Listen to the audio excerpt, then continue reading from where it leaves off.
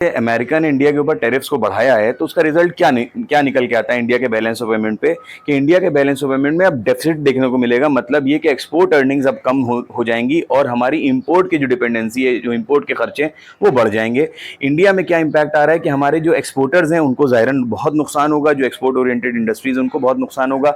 इसका बहुत simple sir एक फंडा है, वो ये कि इंडियन गवर्नमेंट को अब नई मार्केट्स को तलाश करना पड़ेगा, यूरोपियन कंट्रीज़ में, लैटिन अमेरिका में, इसी तरीके से एशियन कंट्रीज़ में, अफ्रीकन कंट्रीज़ में, जहाँ पे हमारे लेदर प्रोडक्ट्स, टेक्सटाइल प्रोडक्ट जो मेजॉरिटी एक्सपोर्ट्स है ना, वो वहाँ पे जाके हम लोग बेच सकें। नई मार्केट एक्सप्लोर करने का एक बेनिफिट भी मिलेगा हमें। हमको सेल्फ रिलायंट बनने के लिए अपनी डोमेस्टिक इंडस्ट्रीज़ को बढ़ाना होगा। जो भी चीज़ें हम लोग इंपोर्ट कर रहे हैं, रिलेटिवली इंपोर्ट्स बढ़े हुए हैं ना, तो उन इंपोर्ट्स के खर्चों को कम करने के लिए हम उन इंपोर्टेड गुड्स के ऊपर भी टैरिफ को लागू कर सकते हैं।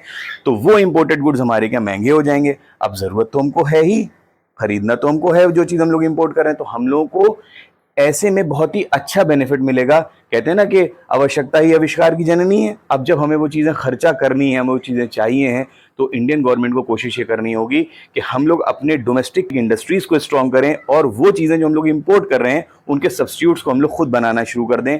इस चीज़ से टैरिफ लगने के बावजूद भी हम आगे की तरफ तरक्की करेंगे, एक्सपोर्ट्स भी बढ़ेंगे, और इंपोर्ट जब हम लोग सब्स्टिट्यूट्स खुद बनाना शुरू करेंगे तो इंपोर्ट्स भी हमारे कम हो जाएंगे।